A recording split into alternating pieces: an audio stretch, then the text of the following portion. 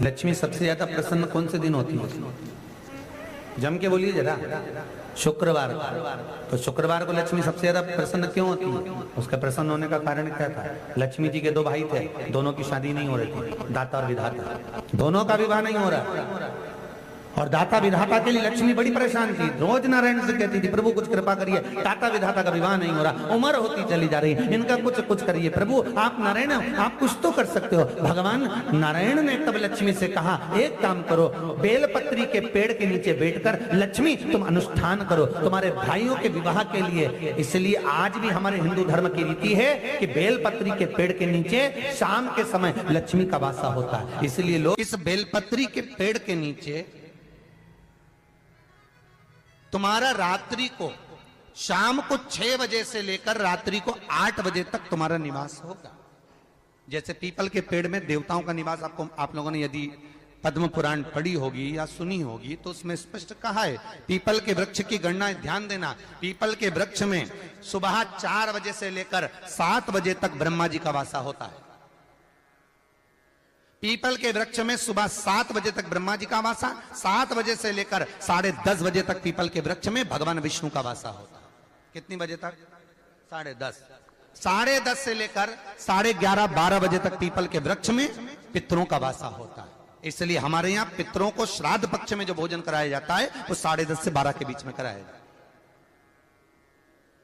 12 बजे के बाद पीपल के वृक्ष में दोपहर के 1:30 बजे तक आहूतों का वासा रहता है। आहूत कौन? जो गर्भ में शांत हो गए, जो कुंवारी अवस्था में शांत हो गए, जो जन्म लेने के बाद उनका विवाह नहीं हुआ और शांत हो गए, उन आहूतों का वासा उस पीपल के वृक्ष में दोपहर में 1:30 बजे तक रहता है। उसके बाद में प्रेतों का वासा चालू होता है। इसलिए दोपहर के समय पीपल के पेड़ की परिक्रमा नहीं होती। फिर शाम को 4 बजे से 7 बजे तक पीपल के वृक्ष में शंकर जी का वासा होता है। इसलिए शाम के समय पीपल की परिक्रमा नहीं होती। 7 बजे के बाद में पीपल के वृक्ष में रात्रि को 9 बजे तक कुबेर का वासा होता है। फिर 9 बजे के बाद में प्रेतवास चालू होता है पीपल के वृक्ष में।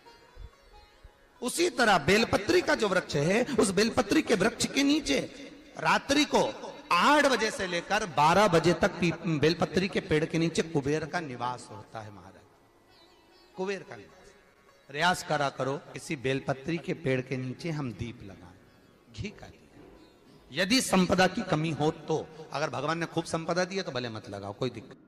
महामृत्युंजय मंत्र का यदि आप जाप करते हो और आपको मालूम पड़ गया कि शरीर में मुझे ये रोग हो गया है, मुझे शुगर हो गया है, मुझे बीपी हो गया है, मेरा ब्लड प्रेशर ऊंचा नीचा रह रहा है, कोई भयंकर रोग, मेरे रिश्तेदार को कोई कैंसर जैसा रोग हो गया, किसी को कोई थायराइड हो गया, किसी को कोई किडनी और लीवर में सूजन हो गई, किसी को कहीं किडनी और लीवर में तकलीफ हो गई, तो शिव महापुराण की कथा कहती है, नवग्रह शिव महापुराण की कथा कहती है कि बेलपत्री के वृक्ष के नीचे महामृत्युंजय मंत्र का जाप जो शुक्रवार की शुक्रवार घी का दिया लगा कर करता है, उसके रोग बाबा देवाधिदेव महादेव समाप्त करते चले जाते हैं। ये संजीवनी मंत्र शुक्रवार के दिन भगवान शंकर को शुक्र को दिया था, इसलिए उसकी प्रधानता।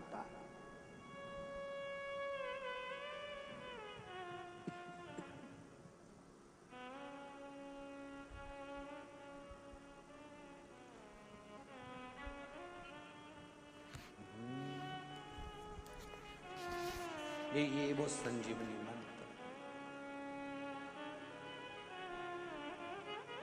शुक्रवार के दिन बेलपत्री के वृक्ष के नीचे बैठकर घृत का दिया लगाकर शरीर में जो रोग है उसका स्मरण कर कर शंकर जी से विनय कर कर, हे भोलेनाथ, आपने शुक्र देवता को संजीवनी मंत्र दिया है, तो क्या आप मेरे को वो मंत्र प्रदान नहीं करोगे? मेरे रोग, मेरी बीमारी, मेरे दुख को आप नहीं हरोगे? शिव से कहो, ये शरीर आपने दिया है और भजन करने के लिए दिया है, स्मरण करने के लिए दिया है, कीर्तन करने के लिए दिया है, तो संभालोगे भी आप। और बेलपत्री की ओर मुख कर कर घी का दिया लगाकर महामृत्युंजय मंत्र का स्मरण कर लेने पर धीरे धीरे धीरे धीरे धीरे धीरे वो रोग समाप्ति की ओर आता चले जाता है।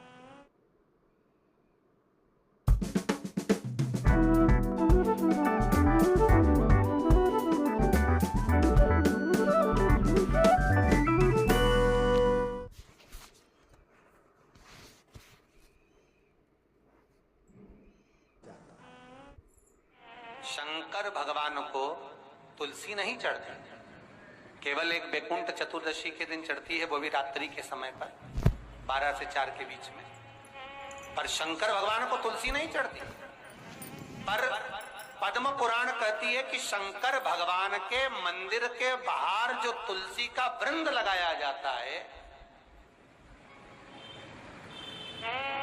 शिव जी के मंदिर के बाहर जो तुलसी का पौधा लगा रहता है या लगाया जाता है, उस तुलसी के पौधे में जितनी मंजरियां लगती हैं, उस मंजरियों में जितने दाने लगते हैं, उतने दाने गिन लिए जाएं और उतने समय का बैकुंठ का वास उस मनुष्य को प्राप्त हो जाता है मृत्यु के बाद।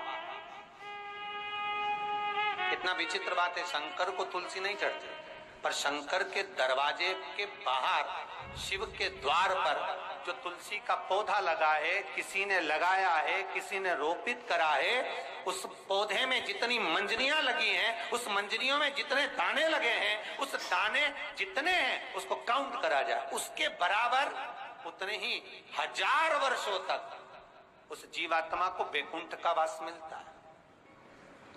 क्यों? उसकी कथा भी यहां पर वर्णन है।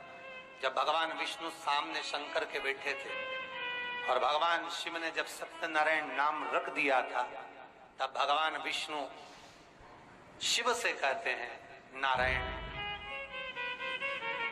भगवान शंकर से कहते हैं भोलेनाथ, त्रिकालदर्शी, कैलाशी, अविनाशी, हे शिव। मेरे सारे विग्रह के साथ में लक्ष्मी मेरे साथ में। बहुत ध्यान देना महाराज, मैं अगर नारायण रूप में हूं तो लक्ष्मी मेरे साथ में, मैं राम रूप में हूं तो सीता मेरे साथ में, मैं कृष्ण रूप में हूं तो राधा मेरे साथ में, मैं रंगनाथ रूप में हूं तो गोदा मेरे साथ में लक्ष्मी सदा विराजमान है। पर आज आपने मेरा जो सत्यनारायण नाम रखा है, मैं अपना संग किसको ले? तब भगवान शिव ने कहा, आप जब बाहर निकले जो रोपित मिले बस वही आपको समर्पित हो। तुलसी का पौधा रोपित था, उस तुलसी के दल को भगवान नारायण ने अपना संग बनाया। और बहुत ध्यान देना, सत्यनारायण की कथा हो, चाहे भागवत की कथा हो, चाहे विष्णु पुराण की कथा हो, इन सभी कथाओं में सबसे ज्यादा प्रसाद की महत्वता नहीं है जितनी तुलसी के दल की महत्वता है। क्योंकि सत्यनारायण के साथ में हरि के साथ तुलसी का स्मरण